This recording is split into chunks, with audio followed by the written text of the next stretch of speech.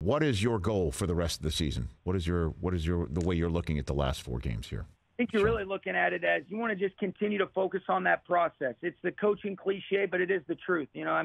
Coach Wooden was so far ahead of his time in regards to, hey, let's do all the little things the right way, and usually the score takes care of itself. But, hey, let's focus on our process. Let's really have great standards with how we approach everything that we can control. Let's try to get better, and let's see if that gives us an opportunity to come away with the outcome that we got against the Raiders. But seeing that improvement, seeing these guys commit to the process, especially, Rich, in the midst of, I thought we've had some adversity in previous years. This is real adversity, whether it be injury or not getting the results that you want. All of it, really doesn't matter other than being in the moment. And that's really where our focus and concentration will be, playing as well as we possibly can, coaching as well as we possibly can, and see where that leaves us after the last 4 games. But I've been proud to be associated with this group. It's been a challenging season. It's been humbling, but there's been a lot of things that I think when you look back and reflect, there is great growth. Has it been fun? In a lot of instances, there's times that it hasn't been. But I've always, thought how you want to handle adversity, and then when you actually go through it, you can't, you can't ever mimic and emulate that unless you actually go through it and want to try to avoid these things at all costs. But when you're in the midst of it, I'm proud to be doing it with the group that we're doing it with. Do you think we've seen Donald and Kupp for the last time this year? Do you think? I don't. Aaron is doing well. I think it would be tough for me to see Cooper. Obviously I have to sit down and talk with Aaron, see where he's at. He's a guy that, like those other guys, is a fast healer.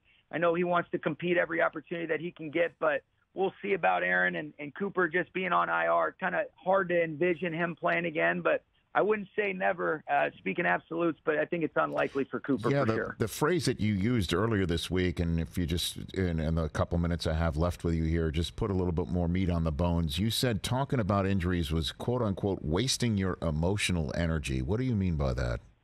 Well, if guys are not physically able to go, sitting there and complaining about, these great players that we don't have doesn't do you any good. You want to support them. They're going to do their part as trying to get ready as fast as possible to get back out on the field.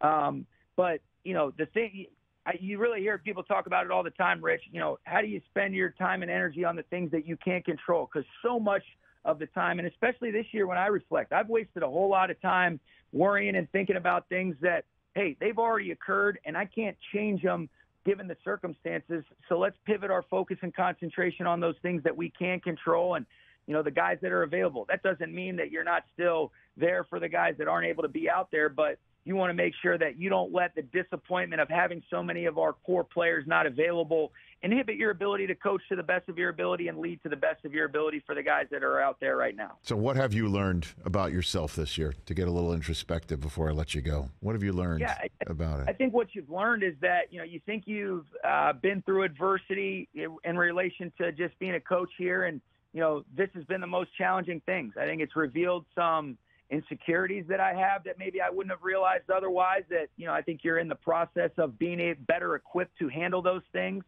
I think you're able to reflect and learn that, hey, man, the consistency really is the truest measurement of performance. And to say that I've been totally consistent, I don't think would be accurate. It might not have been visible externally, but internally you're going through some different things. But getting back to, focusing on the things that you can control, being present, coaching and really encouraging to the best of your ability to help players play as well as they possibly can. That's what it's about. And that's what I'm going to try to do. But I think you learn a lot about, people you're around and yourself. And sometimes it's hard to admit that maybe you're not as strong as you thought. But if you can get through it and keep fighting, then, I think good things can come from it, and it's not going to break you. I got to tell you, I can't tell that watching you.